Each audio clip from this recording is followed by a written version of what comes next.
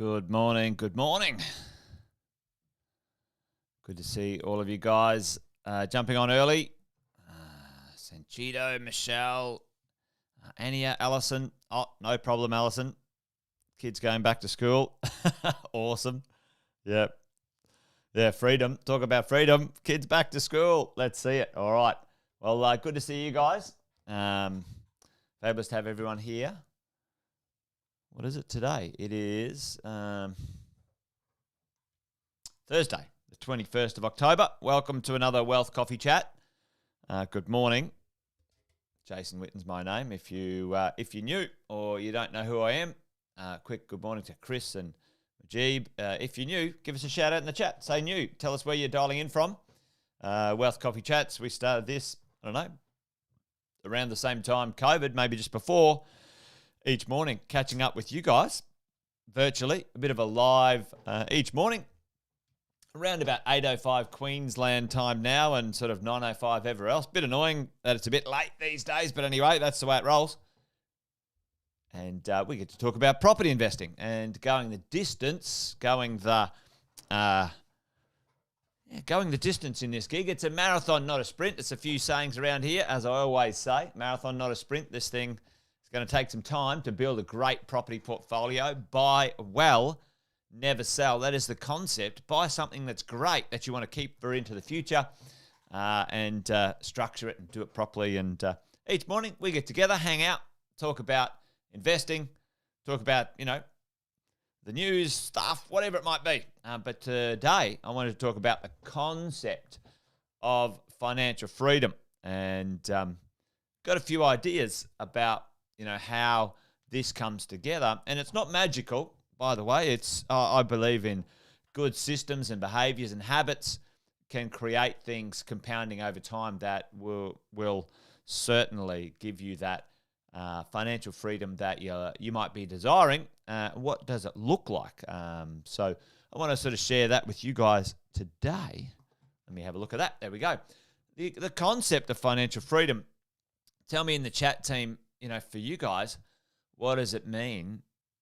What's financial freedom mean to you? For many people, it's some sort of like choice, some sort of like freedom of choosing some time, some purpose, some place, some whatever it might be. The idea that you can go to work because you want to, not because you have to. Financial freedom means that into the future, you don't have to worry about things. Chuck it in the chat as we sort of talked this morning. What does it mean to you, the idea? What is financial freedom every day? Golf every day, Nicole. I like it. Hey, I've got a really good friend. He's an awesome guy. He trains accountants, actually, to be better at their businesses. And he has a goal, Nicole, to play the top 100 golf courses in the world. So his goal is to play the top 100 golf courses in the world. And he has on his wall 100 squares in his man cave, in his office. And he has 100 squares on his wall, and it's really nicely painted. And it says this big sign at the top of it, 100 top golf courses in the world. And he's been systematically going around the world playing the top 100 golf courses in the world and getting a hat, right? Or getting a hat from each one of them. And he's got this amazing wall with these hats and stuff like that. So awesome. I love it. 6 months in Paris every year. I love that, VV. That's awesome.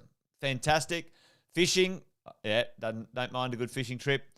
For me, it's certainly spending great holidays with my family. But for me personally, it's certainly something I'd love to do when I love climbing. At least 2 to 3 week climbing trips a year. For me, that's anywhere in the world, which is good. I've got a bit of a bucket list, and great to see a few of you guys putting that in there. Majib, thanks for the shout out. Dialing in from Sydney, so great to have you here. G'day, Brendan. And Alison, yes, not needing to have a PAYG job. And you're not having to rely on it. I love that. So let me take you through a little bit of a process.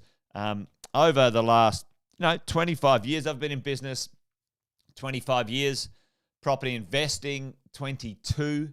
22. I seriously property investing 22 years. And along the way, I think I sort of learnt a few things when it comes to, this idea of property investing. And I'm going to sort of turn my iPad here a little bit to see if I can't get this a little bit straighter today. But we'll see how we go. Tell me if that's okay. You can still see the screen. Moved it around a bit so we can have a bit of a look at what we're up to. But the idea, many of you guys here are saying, all right, at some point in the future, we have this kind of freedom, this kind of our heart's desire, right? Our heart's desire of some sort of freedom.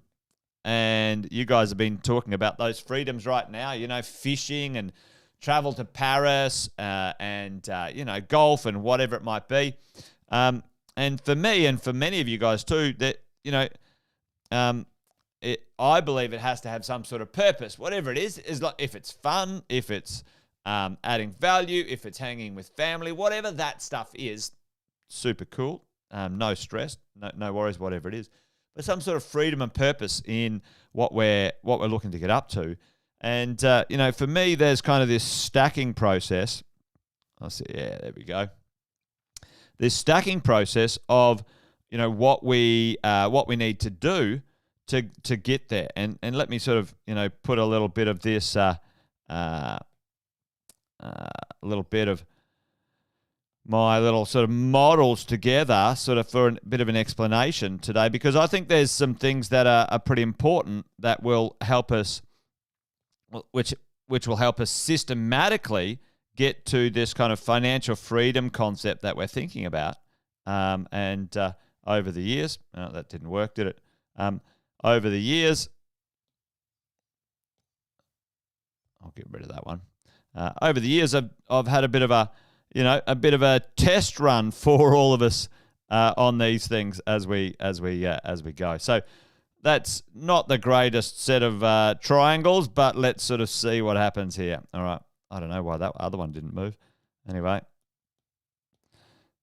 not having the best of luck on my drawing, but stick with me. All right, here we go. So the idea that if we're sort of looking to go towards some sort of freedom and purpose as we create, this property investment strategy, there's a few things that are pretty important, I believe, to really sort of knock out of the park early on in this stuff, right? Number one, you've got to get clarity, all right? Clarity. No, that's not a very good color. I should have practiced this color this morning. All right, let's do a dark blue here. Clarity. You've got to get clear on why. You've got to get clear on what's going to keep you motivated. Why are you doing this? And a few of you guys are saying, all right, well, I want to go golfing. I want to go fishing. I want to travel Australia, Brendan. I don't want to have to work, PAYG. What we must do is that why has to be really strong, okay? Because many of us will face some headwinds in this thing called investing. And it for some of us, it won't be fun. Chuck it in the chat right now. If you've been there, you're sitting there, it might even be you now, and you're sort of asking yourself this question like, will this bloody investing thing work? Are you kidding me? Like I'm having to scrimp and save, hasn't worked out perfectly. Who's had these kind of, thoughts in their mind that might be, against or counter what we're trying to achieve when it comes to investing, right? Because if you have, welcome to the party, because that's what happens, right? You start this process and you've got to have a strong why to keep going. I can tell you right now, then there will always be something going on. There'll always be headwinds. There'll always be stuff coming at us, and we've got to remember why we want it, why we're doing it now, why we're doing it in the future has to be strong, all right? And then a few things that are pretty important, what are you going to do? And this is pretty important. Like, you've got to be clear at the start. I am going to buy or invest in 5 investment properties, okay? Good one, Stephen. Yeah, mate. Well, at the end of the day, that's exactly right, mate. It is often things are scary and terrifying because we've never been there before, right? And that's it's great that you're sort of getting knowledge and a bit of education and support, and that's certainly will help you long term into the future and even short term. Just get you moving. Great to see you not sitting on the fence anymore, Stephen. Awesome. But what are you going to do? Because here's the challenge, right? I'm clear on why I want it for an outcome. I'm very clear. What am I going to do? I'm going to invest in property. All right. You know what? It's going to be 5 properties as fast as I can safely to get my acquisition stage done. That's the what. That's what you're going to do. Get on with it. Okay. Don't second guess. Decide now. When you decide now and commit to now, you create your future in advance. When you decide and commit and get clear now, your future is already decided. The parts after this is just about following through the process of what you need to do to get there, all right? And when are you going to do it? Okay? When? Is it going to be now? Why do you want to do it? What are you going to do? And when are you going to do it? For me, the why is good and strong. Maybe for you, the why is good and strong. Right? What are you going to do? You're going to invest in some property. Does that mean it's the only thing? No. You might start a business. You might invest in some shares. You might do other stuff. But what is your plan? And if you have the plan and you've decided, well, get on with it. Stephen absolutely nailed it right there. There's no use sitting on the fence. There's no use hedging your bets. There's no use sitting around going, oh, will the market go down? Will the market go up? You don't bloody know, and nor do I. No one knows, right? We can research and we can understand and we can be smart, and that's absolutely 100% what you should do. You should understand what happens, what gives market pressures and forces and things like that, so you can understand what's going on, so you're not overwhelmed when things happen. But research and due diligence is not about you getting it right or guessing what's going to happen, because you can't. You don't know. It's about the comfort factor of what's happening and you're okay in that moment, right? This is the stuff. This is clarity. We're getting clear. And what do we need in this, in alignment in our clarity? We need to get our head right, our mind. I believe we need to be fit and well with our body. I believe we need to, I believe our heart's got to be in it. There's got to be a purpose. There's got to be, we got to be in it for something. And, call it soul, call it meaning, call it purpose, whatever it is, there's got to be some higher meaning to what you're going to get up to. All right? Whatever that is for you, sweet as, right? So then that's our focus. We're clear. We're focused now on this thing called financial freedom as we're looking to get going, right? So now we're having a bit of a look at what's next, right? This is the idea of what capacity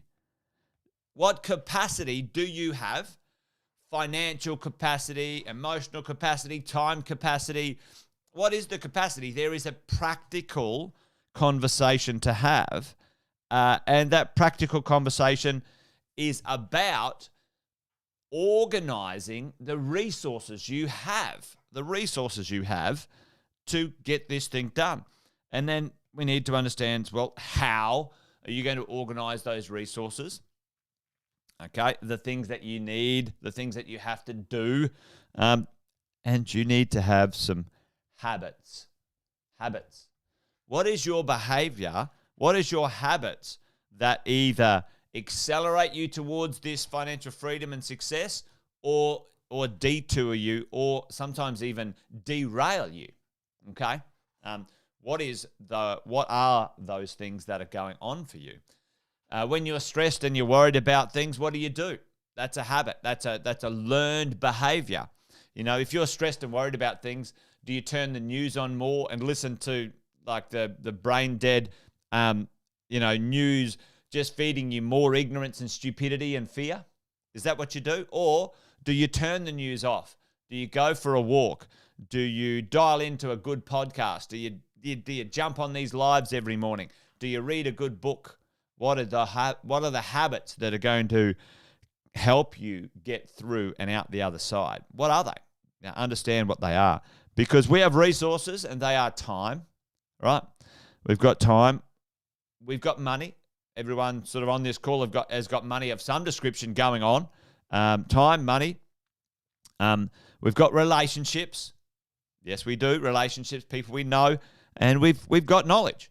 And it's those 4 resources that you organize to ultimately take action.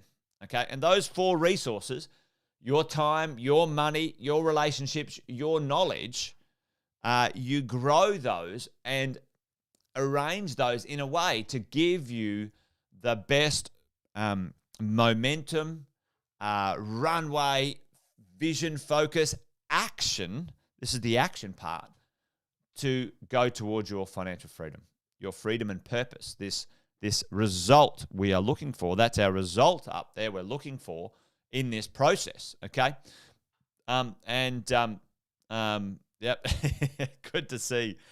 Alison and Brendan, surrounding yourself with like-minded people. Hang out with people who are positive, who are focused, who are looking to invest in real estate, who are looking to be driven by some great ideas. Those things, it rubs off. And as we understand what our capacity is, we organize it in how and habits. We take some action that helps us create the things that we need. And, what are we looking for? At the end of the day, we're looking for profits. Let's get pure dollars and cents here.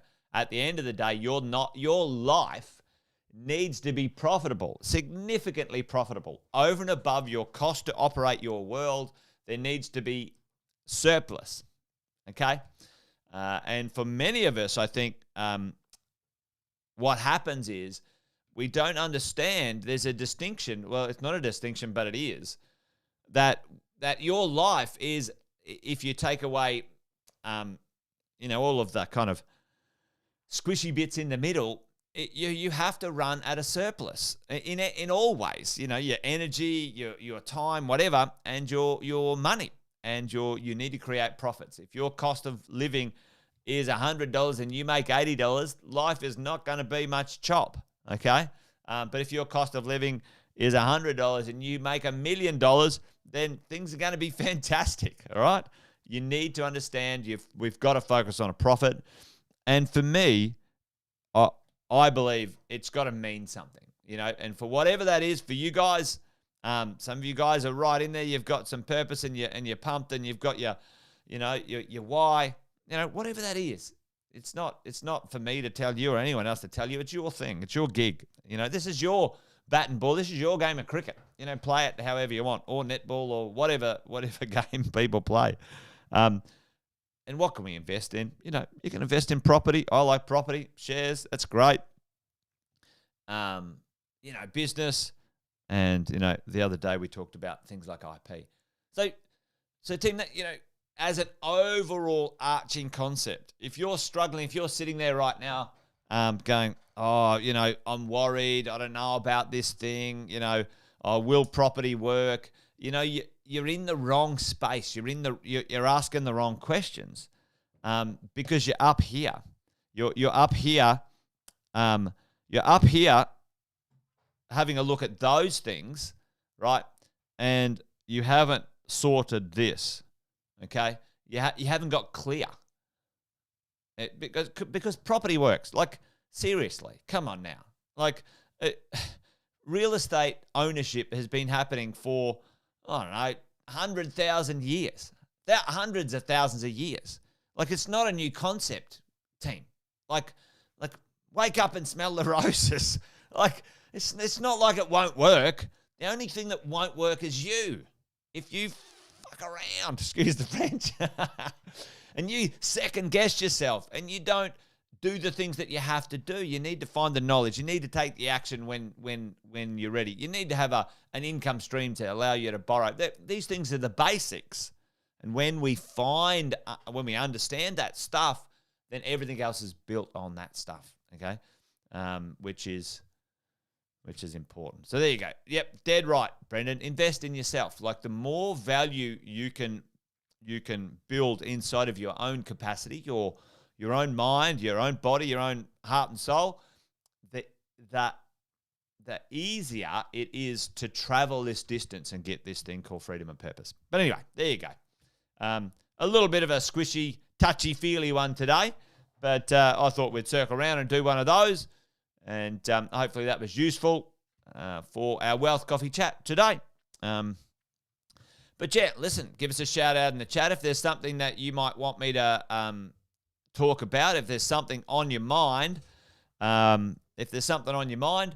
give us, chuck it in the chat in one of the posts, and we'll track it down, and we'll do a Wealth Coffee chat on this sort of stuff as well. Anything that you're thinking that might work. Thanks for the shout out, Brendan, Stephen, and all of you guys, Michelle and Alison, and everyone who's still on right now. Thanks for dialing in today. You guys take care. I think we'll call it done and dusted. Wealth Coffee Chat done and dusted for Thursday, the 21st of October. Join me tomorrow for a fabulous Friday. And thanks, Lukacs.